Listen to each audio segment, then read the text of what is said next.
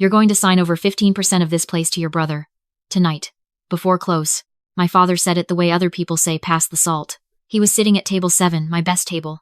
The one by the window with the view of the Austin skyline without a reservation. Without a phone call. Without so much as a knock on the front door. He had a glass of my house Cabernet in front of him that he hadn't paid for. My mother was beside him, scrolling through her phone with reading glasses perched on the end of her nose, already bored with the conversation before it started. My brother Tyler was in the chair across from them, leaning back with his arms crossed like he owned the place. He didn't. I did. My floor manager, Priya, found me in the kitchen 20 minutes before the dinner rush. She was holding her clipboard to her chest and looking at me the way people look at someone who just stepped into traffic. There's a family at 7, she said carefully. They said they didn't need a reservation. That you'd understand. I understood. I hadn't spoken to any of them in 4 years. I took off my apron, folded it over the stainless steel counter, and walked out through the kitchen doors into the dining room. The restaurant was beginning to fill the low lighting warm, the smell of rosemary and charred oak moving through the air. The soft sound of the playlist I had curated myself filtering through the speakers. I had built every detail of this place from scratch. The reclaimed wood on the walls. The locally sourced menu. The name etched in brass above the door. Wren's. My name. My place. My father looked up when he saw me and smiled like no time had passed at all. There she is, he said. Look how well you clean up. I stopped at the edge of the table. I didn't sit down. I needed the height. The small advantage of being the only one standing. You need to leave, I said. I have a full house in 20 minutes. We're not going anywhere. My mother didn't look up from her phone. We came a long way, Wren. The least you can do is hear us out. You came from San Antonio. It's a 2-hour drive. Don't be smart. She set the phone down finally, folded her hands on the table. She looked older. They both did. Your brother needs your help. That's all this is. Tyler looked at me then, and for 1/2 second, I saw something real move across his face. Not shame exactly, more like the shadow of it. Then it passed, and he was back to the crossed arms and the lean. Nice place, he said. Bigger than I expected. Get out. 15%, my father repeated. He reached into the inside pocket of his jacket and produced a folded piece of paper, sliding it across the table without standing up. We had a lawyer draw it up. It's clean. You sign tonight. Tyler gets a silent partnership stake. And we're done. No drama. I didn't touch the paper. You had a lawyer draw up a document giving my brother a stake in my business, and then you drove 2 hours and showed up unannounced to have me sign it tonight. We knew you wouldn't take our calls. There's a reason for that. Wren. My mother's voice shifted into the register she used when she wanted to sound like the reasonable one. Patient. A little sad. Your brother made some mistakes. He's trying to get back on his feet. You have this. She gestured at the room. The vaulted ceiling. The gleaming bar. The waitstaff in their neat black aprons. You have all of this. And he has nothing. Does that feel right to you? Does that feel like family? The word landed the way they intended it to. Like a small stone against glass, testing for cracks. I thought about the last 4 years. The 37 unanswered calls I had made before I stopped calling. The Christmas I spent in my studio apartment eating Thai takeout alone because I had told myself I was fine. I was absolutely fine.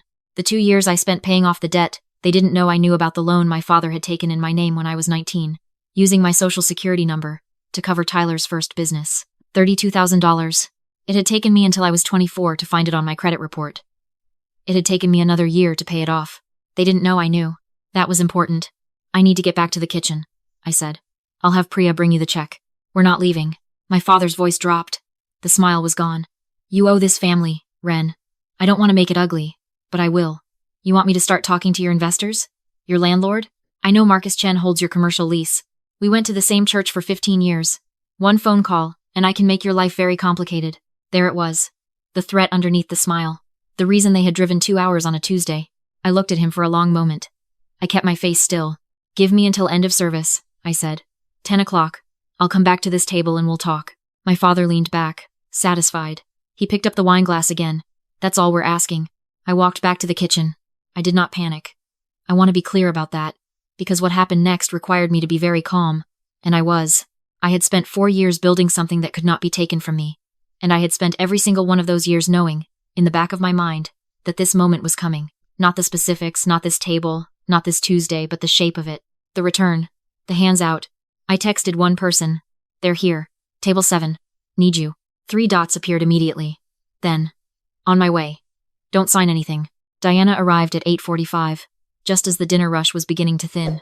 She was my father's age and looked 10 years younger, with silver hair cut close and the particular posture of someone who had spent 30 years in courtrooms. She had been my mentor since I was a line cook at 22.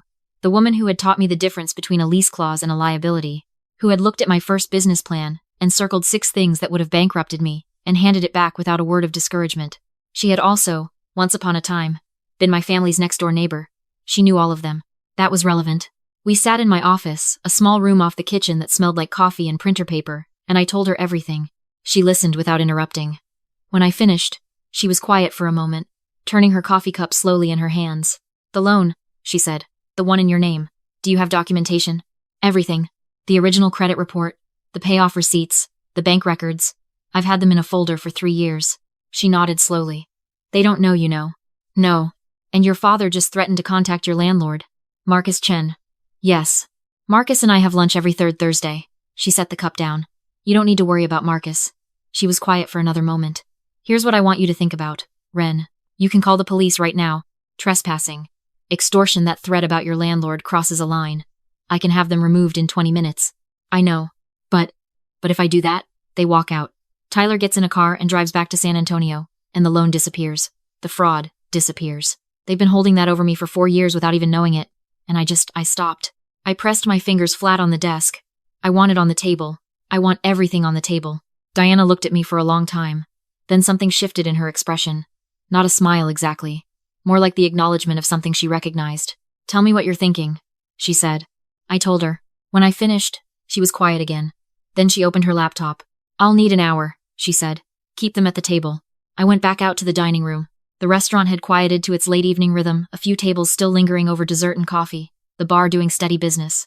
I asked Priya to bring a fresh bottle of wine to table 7, and a cheese plate. Hospitality is theater. The optics of a daughter softening. When I approached, my mother looked up with the carefully neutral expression of someone who has been waiting and does not want to appear impatient.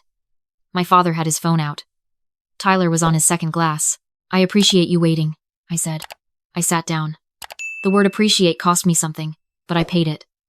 "I want to hear about Tyler." My father put his phone away.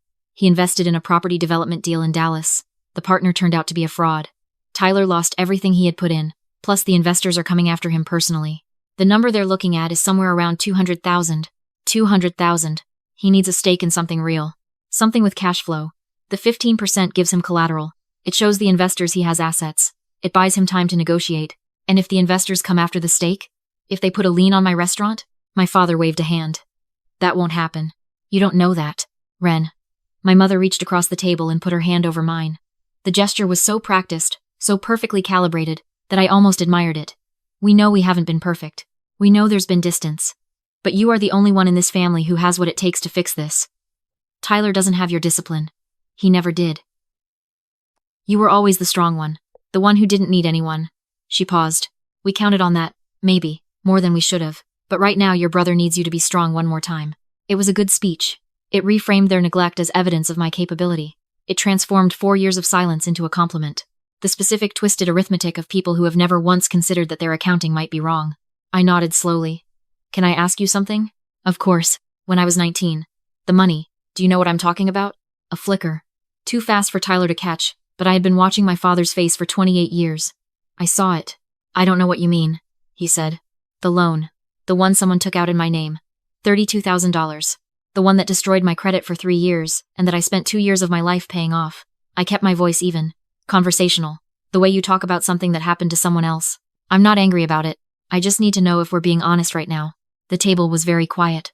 "That was a mistake," my mother said finally. Her voice had changed. Thinner now. "We were going to pay it back. But you didn't.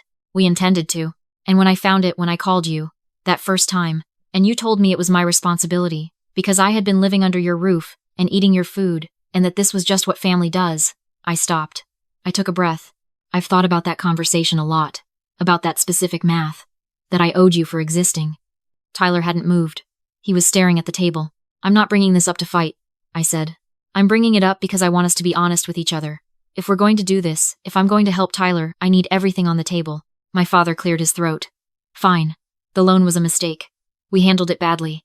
But that was almost 10 years ago, Wren. You've clearly done well for yourself. You've moved past it." "I have," I agreed. I just wanted to say it out loud. I stood. "Let me get the paperwork from my office. I want to go over a few things before I sign anything." I walked to the back. Diana was at my desk. She had 2 documents in front of her, and a legal pad covered in handwriting. She looked up when I came in. How are they? Comfortable. The wine helped. I looked at the papers. Is it ready? It's better than ready. She slid the top document toward me. The structure is this. You're not signing over equity. You're offering Tyler a business loan secured against his personal assets framed as a partnership investment for the purposes of showing his creditors collateral. It's legal. It's clean. But the asset guarantee is real, and it's enforceable. If his creditors come after the stake, there's no stake, there's a loan note. And the note pulls his personal assets before it touches yours. And the recording? Completely legal in Texas. One party consent. You're the party. She tapped the second document. But here's what I need you to do. I need your father to explain the original loan, the one in your name on the record. Not because we're going after him tonight. Because if this ever ends up in front of a judge, I want a foundation. And if he won't say it, he will. You already started the conversation. He's 3 glasses in. He thinks he's getting what he wants, and he doesn't think you're recording. She looked at me steadily. Wren, you can still just call the police and end this tonight. I know. You understand that what you're doing instead is harder. I know that too. All right. She handed me the folder. Then go finish it. I fixed my hair in the small mirror on the back of the office door. I let my shoulders drop a little. I practiced the expression. I needed, not defeated, not angry, just tired. The look of someone who has been fighting for a long time and has finally, reluctantly, decided that it's easier to stop. When I came back to table 7, I set the folder on the table and sat down. I've been thinking about what you said. I looked at my mother. About being the strong one. I let a pause sit there. You're right that I've always handled things myself. Maybe that made it easy for everyone to assume I didn't need anything. I don't want to be that person anymore. I don't want to be the one who handles it alone. My mother's expression shifted. The wariness replaced by something that looked almost like warmth. That was the thing about giving people what they expected. It disarmed them completely. So I'll help Tyler, I said. But I need to do it correctly. For my own liability. For the restaurant. I have to record this conversation. Texas law requires documentation for any business transaction over $10,000 where a verbal agreement is made prior to signing. That was not strictly accurate, but it wasn't verifiably false either, and my father had no law degree. It's just formality. For my accountant, I set my phone on the table, propped against the small candle at the center.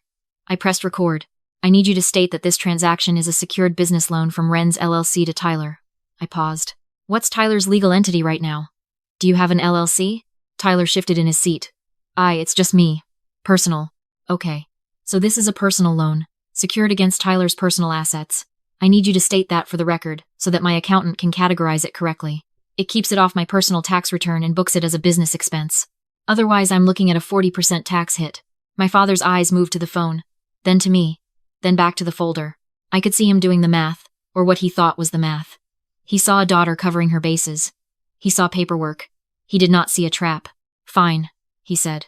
He straightened in his chair with the unconscious dignity of a man who believes he is running the room. I, David Calloway, am authorizing this transaction between my daughter's company and my son, Tyler Calloway. The purpose is to satisfy Tyler's personal debt to his investors, I supplied gently, while providing collateral for further negotiation. Right. To satisfy Tyler's personal debt. Tyler has no liquid assets at this time to cover the obligation himself. And just so my accountant has the full picture, I kept my voice light. Offhand, she's going to look at the full history of financial interactions between me and the family. It helps her establish that this is the first formal transaction, not part of a pattern of gifts. So I need to mention just for the record that there was a prior incident involving a loan taken in my name when I was 19, just so it's documented as a separate event. The table was quiet. You want me to mention that on a recording? My father said slowly. It helps me, actually. It shows the prior transaction was informal and unilateral, which means this one, by contrast, is structured and consensual. It protects the restaurant from any appearance of family financial entanglement. I looked at him steadily. It actually works in your favor. It makes the old thing go away officially. He believed it. I watched him believe it the moment the resistance fell away, and he decided the easy path was the honest one.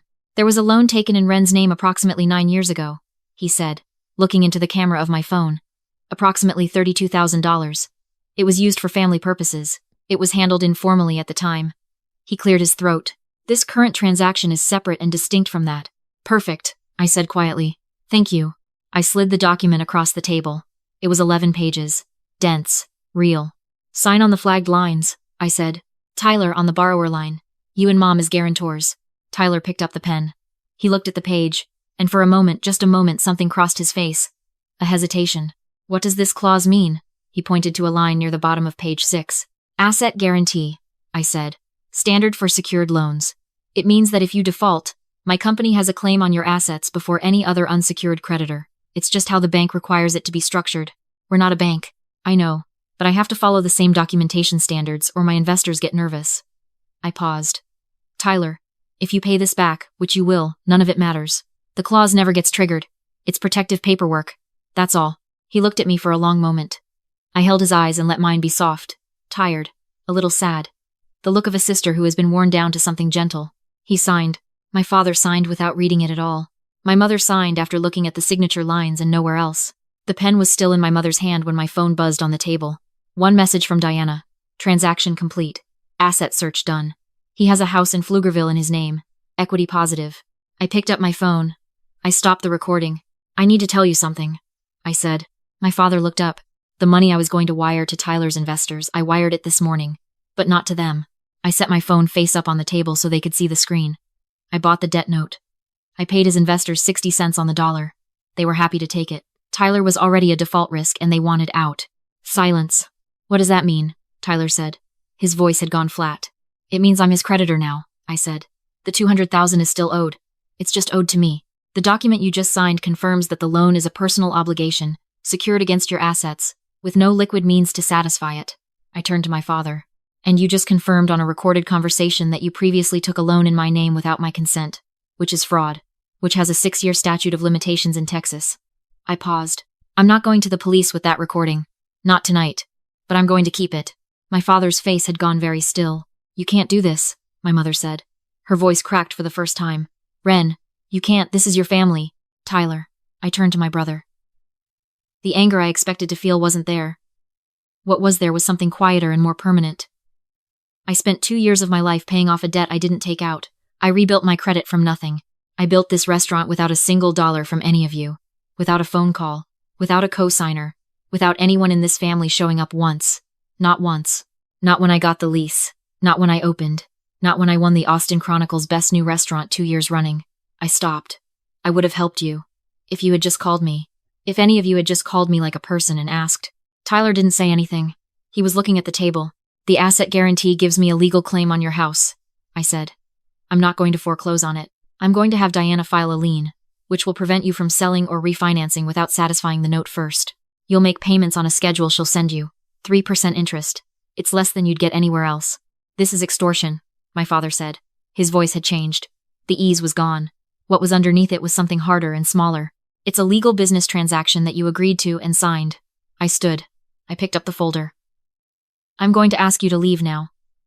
Priya will bring the check for the wine and the cheese. We drove 2 hours. There's a Marriott on the highway. Diana can recommend a good one. I pressed the small button under the edge of the table, the same silent alarm I'd had installed when I opened. The one connected to the Austin PD, non-emergency line.